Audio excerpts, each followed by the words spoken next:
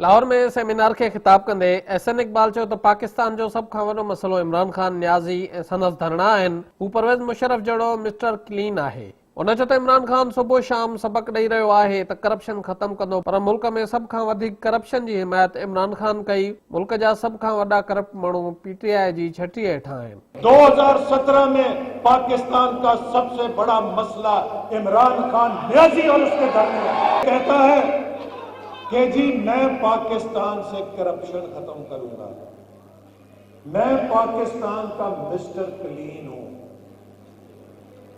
भाई आप पाकिस्तान के वैसे ही मिस्टर क्लीन हैं जैसे जनरल मुशर्रफ मिस्टर क्लीन था, कि जिसने पाकिस्तानी करप्शन के सारे मगरमच्छों को अपनी छतरी के अंदर जमा कर लिया था।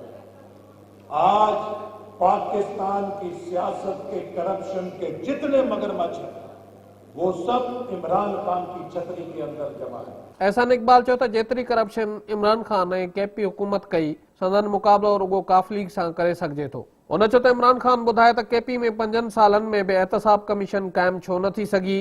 पार्टीअ में करप्शन ख़िलाफ़ आवाज़ उथारींदड़ जस्टिस वजीहुद्दीन खे छो कढियो वियो। संदसि चवणो त हुकूमत हलाइण अनाड़ियुनि जो कमु नाहे। इमरान खान खां वधीक तजुर्बो त यूसी चेयरमैन वटि आहे। एक ऐसा बंदा है जो कहता है कि मैंने आज तक हुकूमत का कोई चपड़ासी का दफ्तर भी नहीं चलाया, कोई चेयरमैन यूनियन काउंसिल का दफ्तर नहीं चलाया, मुझे पाकिस्तान का वजीर आजम बना दो, मैं पाकिस्तान ठीक कर दूंगा। ये हुकूमतें जलाना अनाड़ियों का काम नहीं। वो इमरान खान से ज्यादा तो ये चेयरमैन यूनियन काउंसिल ज्यादा तजुर्बेकार है। एहसन इकबाल चयो त नवाज शरीफ ऐं संदसि टीम जो तजुर्बो आहे जो अॼु सीपैक सां पाकिस्तान ध्यान जो मर्कज़ बणिजी वियो आहे। उन चयो त मॉडल टाउन सां नेते पंजाब जो वॾो वज़ीर शहबाज शरीफ रोई वेठो हो, पर सियासी मुखालिफ़ वाक़े खे सियासत चमकाइण लाइ इस्तेमालु करे रहिया आहिनि। संदसि चवणो त हिक ॿिए जूं ॼंगूं छिकण लाइ एपीसी तलब कई वई आहे।